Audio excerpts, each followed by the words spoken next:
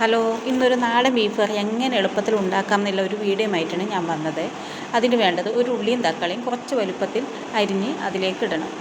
അതിനുശേഷം 1 സ്പൂൺ മഞ്ഞൾപ്പൊടിയും 3 ടീസ്പൂൺ കാശ്മീരി മുളക് പൊടിയും 1 ടീസ്പൂൺ പെരിഞ്ജീരകവും കൂടി ഇതിലേക്ക് ഇടണം. ഒരു ചെറിയ നാരങ്ങേൻ്റെ പകുതി മതി, അതിൻ്റെ നീരും പാകത്തിന് ഉപ്പും ചേർത്ത് നല്ലവണ്ണം കുഴച്ചെടുക്കണം. ഇതൊക്കെ ചേർക്കുന്നത് ഈ ബീഫിൻ്റെ മണം ഇല്ലാതിരിക്കാൻ വേണ്ടിയാണ്. ചിലർക്ക് ഈ ബീഫിൻ്റെ മണം വേകുന്ന ഒരു സ്മെല്ലടിക്കും, അത് ചിലർക്ക് ഇഷ്ടപ്പെടില്ല. അതുകൊണ്ടാണ് ഇതൊക്കെ ചേർക്കുന്നത്. അതിനുശേഷം ഇത് ഒരു കുക്കറിലേക്കിട്ട് നമുക്ക് ഒരു 8-10 വിസിൽ വരുന്ന വരെ വേവിച്ചെടുക്കാം. കാരണം ഇത് നല്ലവണ്ണം വേവേണ്ടതാണ്. ഇപ്പം ഇത് വേവിക്കുന്ന വെച്ചാൽ ആദ്യം നമ്മൾ തീ കൂട്ടി വെക്കണം. കൂട്ടി വെച്ച് ഒരു വിസിൽ വന്നതിന് ശേഷം നമ്മൾ ആ തീ കുറച്ച് വെക്കണം. ഒരു 10 വിസിലെങ്കിലും വരണം. അതിനുശേഷം നമുക്കിത് പാകമായി കിട്ടും. ബീഫ് വേകുമ്പോൾ നമുക്കതിലേക്കുള്ള മസാല ഉണ്ടാക്കാം. ഒരു 3-4 ഉള്ളി, അത് നിങ്ങളുടെ ആവശ്യത്തിന് മാത്രം എടുത്താൽ മതി. 3 ഉള്ളി അത് ചെറുങ്ങനെ അരിഞ്ഞ്, ഉള്ളി, തക്കാളി, പച്ചമുളക് ഇതൊക്കെ അരിഞ്ഞ്, ഇഞ്ചിയും വെളുത്തുള്ളിയും കഷ്ണം പച്ചമുളകും ഇതൊക്കെ മസാല ആക്കി ഇടുക.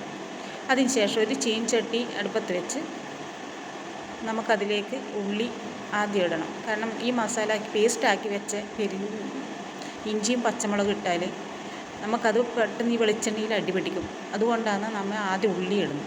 ഉള്ളി ഇട്ട് ലേശം വാടിയതിന് ശേഷം വാടാൻ വേണ്ടി നമ്മൾ ഒരു നുള്ളു ഉപ്പിട്ട് കൊടുത്താൽ മതി.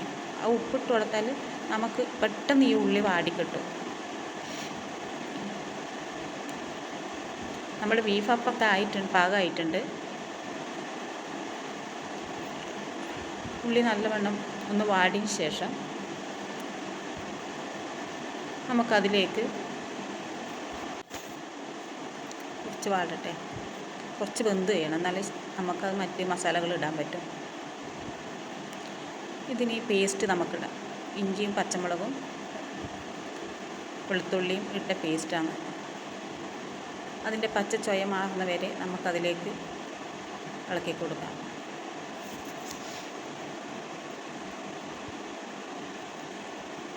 നമ്മുടെ നാട്ടിലെല്ലാം വെള്ളിയാഴ്ച ദിവസമാണ് അധികം ബീഫ് കിട്ടൽ. അതുകൊണ്ട് വെള്ളിയാഴ്ച നമ്മൾ അധികം മാസത്തിലൊരിക്കലെങ്കിലും നമ്മൾ ബീഫ് വാങ്ങും. ഇനി അതിലേക്ക് നമ്മൾ അരിഞ്ഞ് വെച്ച പച്ചമുളക്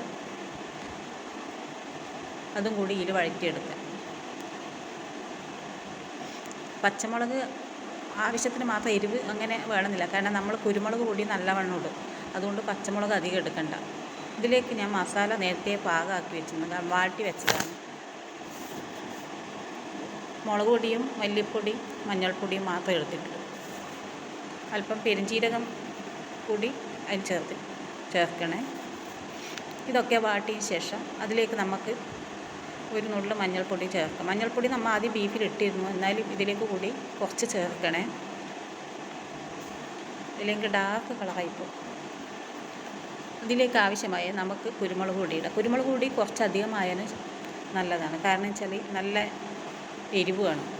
ഇനി ഈ തക്കാളിയും കൂടിയിട്ട് നമുക്ക് നല്ലവണ്ണം ഒന്ന് വഴറ്റിയെടുക്കാം. കഴിഞ്ഞു, നമ്മളെ ബീഫ് ഏകദേശം റെഡിയാവാനായി കേട്ടോ. ഇനി വേവിച്ച് വെച്ച ബീഫ് ഇതിലേക്ക് തട്ടിയാണ്. വേവിച്ച് വെച്ച ബീഫും കൂടി നല്ലവണ്ണം വഴറ്റിയെടുക്കുക. ഇനി ഇതിലേക്കുള്ള ഈ ചാറ് നല്ലവണ്ണം വറ്റിയതിന് ശേഷം നമുക്ക് പാകാം. ഇനി ഇത് കുറച്ച് സമയം അടച്ച് വെച്ചിട്ട് നമുക്ക് വേവിക്കാം. നമ്മുടെ ബീഫ് അങ്ങനെ റെഡിയായി. അതിലേക്ക് നമ്മൾ കുറച്ച് മല്ലിച്ചപ്പും കുറച്ച് കറിവേപ്പില കൂടി ചേർത്ത് റെഡിയായി. കണ്ടോ, അടിപൊളി ബീഫ് കറി.